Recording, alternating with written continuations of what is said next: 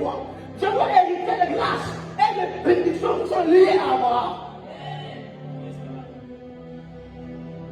Je vois quand je regarde la Bible, je regarde la Bible d'Israël. Quand je regarde la Bible, je vois Makaya. Quand je regarde la Bible, je vois Yannicka. Quand je regarde la Bible, je vois José. Pourquoi? Parce que je suis enfant d'Abraham. Dans la première chose, tu dois t'approprier de la parole de Dieu. La parole de Dieu dans le dit toi. Quelqu'un m'a dit pêche. Tu ne vends pas. La Bible déclare dans le Deutéronome 28 que chez toi, il n'y aura pas de femmes qui avortent, ni de femmes stériles. C'est ta parole à toi.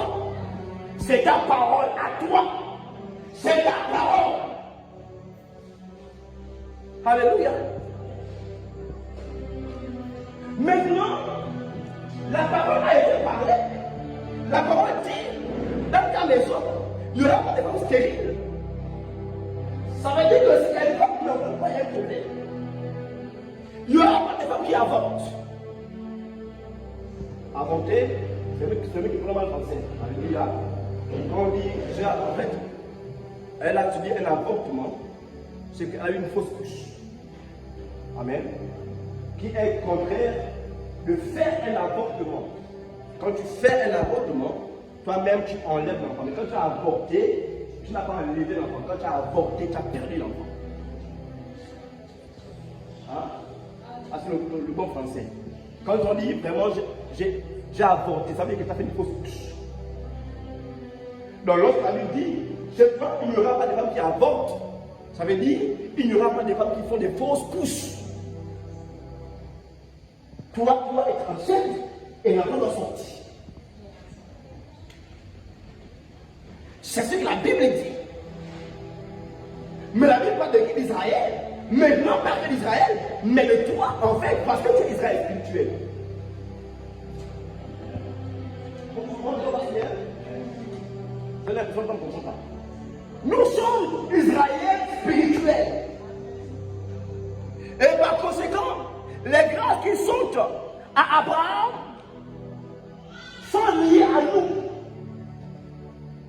Maintenant, la parole a été parlée. Je dois déclarer la parole. Ça veut dire ma vie doit être une déclaration. Il y a des gens qui sont tellement paresseux même pour parler. On doit faire un exercice. C'est de déclarer chaque jour la parole. Même chez les enfants, on se plaint parfois, l'enfant est comme ceci, l'enfant est comme cela, mais commence à déclarer, n'est-ce pas, la parole sur l'enfant. Commence à dire, mon ami, la Bible déclare ceci. Je déclare que tu es intelligent au nom de Jésus-Christ. Je déclare que tu es soumis. Quand la Bible déclare ceci, commence à déclarer la parole. Commence à déclarer la parole. Tu vois, tu fais un rêve, on te poursuit. Et comme les gens disaient, il y a des gens compliqués. Tu fais un rêve, on te poursuit. Le chien te poursuit. On t'a mordu. Et tu as le courage de dormir. Tu dors jusqu'au matin. Mon ami, c'est quoi ton problème? Et tu vas dire, oh, je pêche. Tu as fait le rêve, on te poursuit. Mais tu te réveilles maintenant. Parce que c'est un combat. C'est un combat des paroles. De demander aux sorciers comment ils font pour éteindre sur les gens. Demander aux sorciers. Ils utilisent la parole. Il y a des choses qu'ils font, mais ils utilisent la parole. Ils disent, ne comprennent pas. Et c'est ce qu'on appelle des incantations. Mais nous aussi, Dieu nous a donné la parole. Pour contrecarrer, ça veut dire quoi? Même si tu n'es pas sorcier, tu ne connais pas le vampire, mais tu peux rivaliser avec le sorcier. Tu ne connais pas le vampire, tu peux rivaliser avec le sorcier.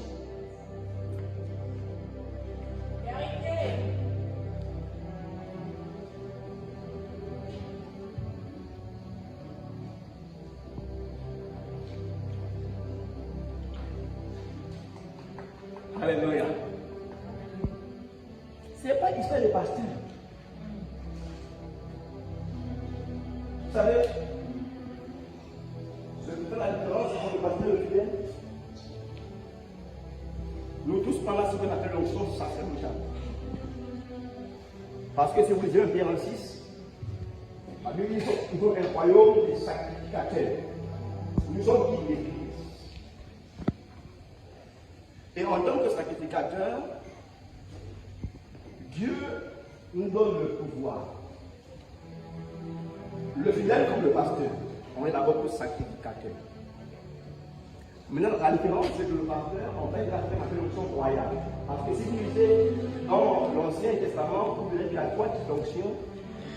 L'onction sacerdotale, l'onction royale et l'onction publique. Ça veut dire qu'on mettait l'huile sur trois personnes, les sacrificateurs, les rois et les prophètes. Et cette onction a des dimensions pour aujourd'hui. L'onction sacerdotale que confère le droit et le pouvoir de prier pour les gens. Amen. De prier, de prier. L'onction sacerdotale te confère le droit.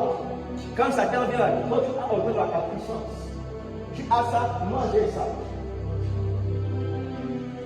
Maintenant, qu'est-ce que tu appelles manger? Ce qu'on appelle l'onction royale. L'onction royale, c'est la capacité. C'est la capacité. Parfois, il y a des comportements que vous pouvez faire. Moi, je supporte. Pourquoi? En même temps, ça, je fais ça là. Si je ne fais pas pour moi, on est comme ça, c'est ce mais vous voyez, on a vu, voilà, on a fait pour la table à la guerre. Chez ma maman, elle me disait qu'à l'église en face, c'était une église de. C'est pas trop. Qui font des psaumes. Et puis donc, les deux hommes de Dieu ont commencé à se pousser avec ma Dieu. Vous voyez un peu? Pour avoir un peu la question, est-ce que Dieu les a appelés? Parce que même s'il y a un problème, mais l'homme de Dieu, en fait, c'est pas l'onction royale. C'est la capacité de gérer. La capacité de gérer. C'est la différence. C'est vrai qu'après aussi, il y a le mandat qui intervient. Donc le mandat, ça veut dire, voilà, parfois Dieu va mettre quelque part là-bas, parfois des choses que Dieu va faire en plus. Selon, n'est-ce pas, la mission qu'il va donner. Amen. Mais exercer là, libérer ça là, tout le monde, tu as ça, manger ça. Tu as ça, manger ça. Alléluia. Tu as ça, mangez ça.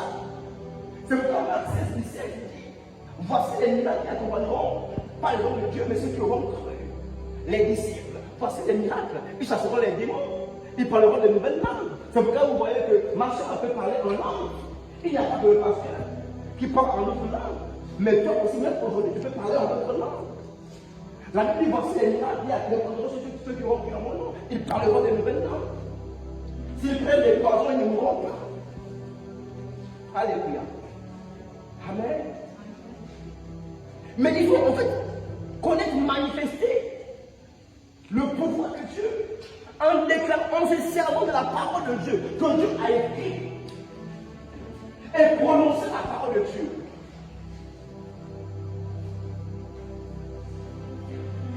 Il y a même des gens au contraire qui prononcent les paroles du diable. Toi, quand tu regardes la parole, la vie est foutue.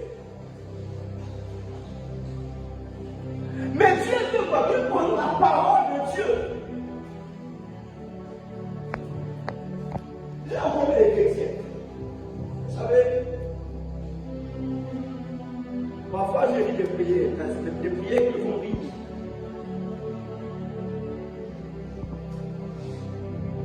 Le feu, oui, quand je dis, on dit le feu ici. Alléluia. Mais on ne dit pas le feu pour dire le feu. Bon, quand tu dis le feu comme ça, tu mets le feu chez qui d'abord, hein? Ok, d'accord? Pour qu'on soit clair. On va comprendre. On ne dit pas le feu pour dire le feu. On ne met pas le feu partout, sinon tu risques de le aussi. C'est pourquoi il faut prendre la parole de Dieu. C'est pas la prière, mais la prière, c'est la multiplicité des paroles de Dieu. Quand tu pries, en fait, tu prononces les paroles de Dieu. Alléluia. Je me lève au nom de Christ de Nazareth. Pourquoi je dis ça? Parce que la Bible dit que tout ce que vous demanderez au nom de Jésus. C'est pourquoi je veux dire, je me lève au nom de Jésus-Christ. Le reste, je détruis tout contraire à la parole de Dieu sur ma vie. Pourquoi je dis ça? Colossiens 2:13, où nous l'avons dit, il a détruit la parole des autres nous condamner. C'est pourquoi je me dis, je détruis. Alléluia. Je détruis. Je vais annuler toute parole sur ma vie. Oui, parce que la Bible dit au même temps, il n'y a plus de condamnation sur mon Christ. Je suis en train de prononcer la parole. Quand vous priez, vous devez prononcer la parole. On ne dit pas, parce que c'est pas. Alléluia. Le feu, on dit Jésus, je mets le feu, je mets le feu. Ok, d'accord, tu mets le feu. Où? Mettre le feu, mais où tu mets le feu? Cela, je veux dire, je me lève au nom de Jésus. Tout un temps enfanté le diable. Maintenant, je me lève et je proclame le feu de Dieu. Car la Bible dit, mon Dieu est un feu dévorant. J'aime le feu là, c'est clair, c'est pour consumer, n'est-ce pas, ce que le diable a fait. Bon, comment j'ai dit le feu.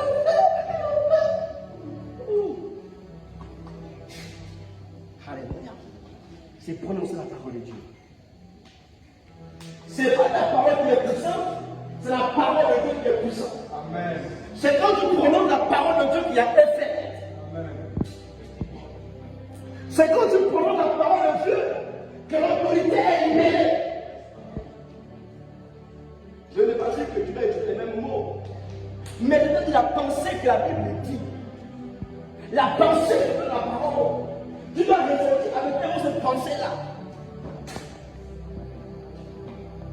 Alléluia. Tu dois ressentir avec tes mots la pensée de la parole de Dieu. Et là, tu es sûr qu'il a effet.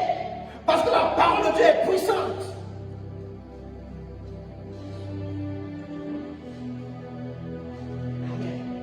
Ne lâche plus. Tu fais ça, on t'a poursuivi. Ok, d'accord. On t'a poursuivi. Je disais, on te dit, il y a 3 ans, 2 ans. J'ai prêché à un endroit et puis ils sont entrés, je me suis allongé, j'ai dormi. Et à 17h, alors que je dors, je vois, je me sens tout bloqué, non, paralysé. Je n'arrive pas à me débattre. Mais dans cette paralysie, je peux voir une femme habillée en veste noire. Vraiment en veste noire. Et elle vient au niveau de mon cou. Je vous assure, frère. Elle m'a mis un coup à ce niveau-là.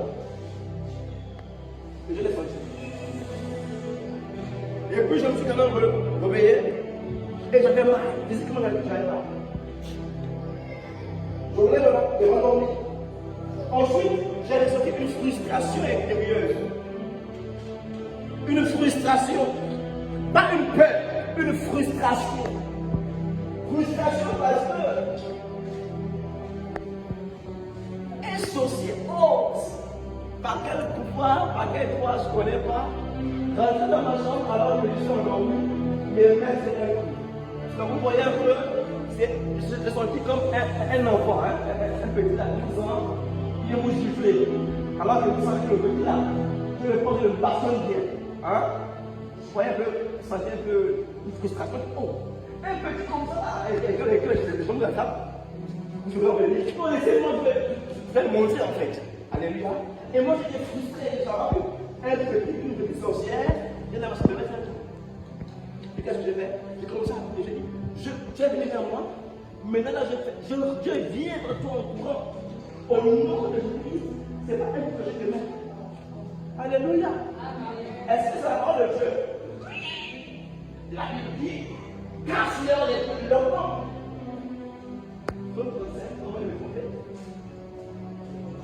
La Bible dit, jette-les sur la joue. La parole de Dieu le dit. C'est pourquoi aussi il faut lire la parole pour comprendre. Parce que si tu lis la parole de Dieu, voyez-vous, ta prière sur m'embêter parce que tu n'auras pas les mots, parce que tu ne connais pas la parole. Ce qui va faire la force de ta prière, c'est la parole de Dieu. Parce qu'il a des prières inefficaces. Dieu ne se reconnaît pas dedans. Donc, pour manifester le pouvoir, c'est en déclarant la parole. Je dois déclarer la parole de Dieu. Ce que la Bible dit là, c'est moi dont la Bible parle. La Bible dit, voici les dépenses de paix et de prospérité pour toi, et non de malheur, mais c'est de moi il s'agit. C'est de moi il s'agit, c'est pourquoi ça ne donne pas que demain, je ne vois plus. C'est de moi il s'agit, c'est de moi il s'agit. Pour vous ne savez pas, mais c'est de moi il s'agit. La Bible dit, on m'a dit quand les personnes ont la tête contre moi, ça fait ses frères.